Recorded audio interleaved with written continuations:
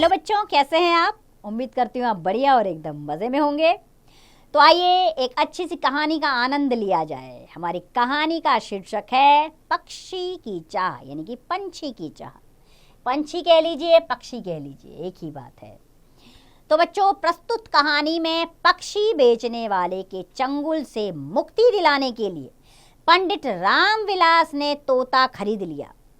वह उसका पूरा ध्यान रखते थे, फिर भी तोता इस जीवन में खुश नहीं था। आखिर क्यों और फिर क्या हुआ? आइए पाठ पढ़कर जानें। तो एक दिन की बात है बच्चों, पंडित राम निवास शर्मा कथावाचन है अपनी कथा कहना, कथावाचन कर अपने घर वापस आ रहे थे। रास्ते में बाजार पड़ता है, वहां से उन्होंने आवश्यक वस्तुएं खरीदी। बाजार में उन्होंने देखा एक व्यक्ति सुंदर सुंदर तोते बेच रहा है। वे तोता बेचने वाले के पास गए और एक तोता खरीद लिया जो राम राम कहता था। उन्होंने एक तोता लिया जो क्या कहता था बच्चों? राम राम कहता था। घर आकर सारा सामान रखा और एक सुरक्षित स्थान, सुरक्षित यानी कि सेफ, हिफाजत वाली जगह पर, स्थान पर उस तोते को उन्होंने टांग दिया। धीरे धीरे क्या हुआ बच्चों? धीरे धीरे पंडित जी ने उसे बहुत कुछ सिखा दिया। कुछ ही दिनों में वह तोता बच्चों की तरह बातूनी हो गया। बातूनी यानी कि बहुत ज़्यादा बोलने वाला। वो तोता जो है बातूनी हो गया। अनेक लोगों ने पंडित जी से वह तोता खरीदना चाहा, परंतु पंडित जी ने किसी को ना दिया। पंडित जी को मोह होने लगा उस तोते से। उन्होंने उस तोते को किसी और को नहीं दिया। एक रात पंडित जी ने स्वप्न में देखा, स्वप्न यानी कि सपना। तो क्या देखा उन्होंने स्वप्न में? कि तोता उनसे विनय पूर्वक कह रहा है। विनय पूर्वक यानी कि विनम्रता के साथ। क्या कह रहा है विनम्रता के साथ? कि पंडित जी, आपने मुझे क्यों कैद कर रखा है? क्या आप तो धार्मिक व्यक्ति हैं, फिर यह पाप क्यों कर रहे हैं? तो पंडित जी ने सपने में देखा कि तोता बोल रहा है कि आप तो धार्मिक कार्य करने वाले व्यक्ति हैं, फिर आपने मुझे क्यों कैद किया हुआ है? फिर बच्चों पंडित जी ने उसे समझाया, तुम मुझसे ये बात कह रहे हो जबकि मैं तुम्हें सुरक्षा दे रहा हूँ। क्या तुमने यही बात उस व्यक्ति से कही थी जिसने तुम्हें पकड़ा था और बेच रहा था? तोते ने जवाब दिया, पंडित जी, पंछी पकड़ना और बेचकर पेट पालना उसकी मजबूरी है। यदि वह मेरी बात मानता तो फिर पंछी पकड़ता ही क्यों? फिर उसके परिवार का गुजारा कैसे होता? वह तो अपनी मजबूरी के कारण पंछी पकड़ता है। ये बात कौन कह रहा था बच्चों?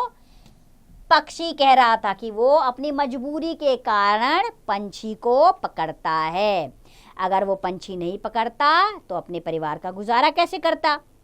वह तो अपनी मजबूरी के कारण पंछी पकड़ता है, पर आपकी तो यह मजबूरी नहीं, फिर आपने मुझे क्यों कैद कर रखा है? मैं तो आपके मनोरंजन का साधन मात्र बनकर रह गया हूँ। पंडित जी ने उसे फिर समझाया, मैं तुम्हें इसी समय स्वतंत्र कर देता हूँ। स्वतंत्र यानी कि आज़ाद। उन्होंने कहा, मैं तुम्हें इसी समय स्वतंत्र कर देता हूँ। मैंने तुम्हें अपने मनोरंजन के लिए नहीं रखा है, लेकिन यदि कोई पंछी तुम्हें मार डालेगा तो मुझे बेहद दुख होगा। यह सुनकर तोते ने कहा, मरना तो मुझे एक दिन आपके पास भी होगा पंडित जी। स्वप्न पूरा हुआ, प्रातःकाल हो गया। पंडित जी तोते के पास आकर बोले, तू स्वतंत्र होना चाहता है ना? यह सुनकर तोता प्रसन्नता से नाचने लगा। पंडित जी ने दुखी मन से उसे आजाद कर दिया। देखते ही देखते वह तोता हवा से बातें करने लगा। वह स्वतंत्र होकर बहुत खुश था। उसे खुश देखकर पंडित जी भी बहुत प्रसन्न हुए। तो बच्चों, संतोष मालवीय प्रेमी द्वारा रचित एक कहानी हमें यह संदेश देती है कि गुलामी किसी को भी पसंद नहीं। पंछी भी अपना स्वतंत्र जीवन चाहते हैं। अगर आप उन्हें सोने के पिंजरे में रख दें तब भी वो स्वतंत्रता का महत्व जानते हैं। उन्हें आज़ादी भरा जीवन चाहिए। वो घूम घूम कर अपना जीवन बिताना चाहते हैं, लेकिन अगर उनको कैद कर दिया जाए, उनकी उड़ान में बाधा उत्पन्न कर दी जाए तो वो कभी भी सुखमय जीवन प्राप्त नहीं कर पाएंगे। तो बच्चों, ये कहानी हमें बार बार ये संदेश देती है कि स्वतंत्रता हर किसी की प्रिय होती है और प्रकृति ने हर किसी को आज़ाद रहने का हक दिया है, पक्षियों को भी। तो हमारा कोई हक नहीं बनता कि हम उनकी स्वतंत्रता में बाधा उत्पन्न करें। अपने मनोरंजन के लिए उन्हें अपने कमरों की, अपने घरों की शोभा बनाकर रखें।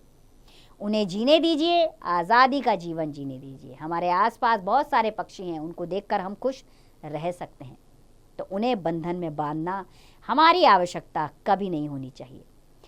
तो मानिए इस कहानी को और सीख लीजिए, प्रण कीजिए कि कभी भी किसी पक्षी को हम बंधन में नहीं रखेंगे, उनकी आज़ादी का सम्मान करेंगे और उनके अनाज और पानी की व्यवस्था भी करेंगे। तो उम्मीद करती हूँ ये कहानी आपको पसंद आई होगी। अब इसका अभ्यास कार्य आप स्वयं कीजिए।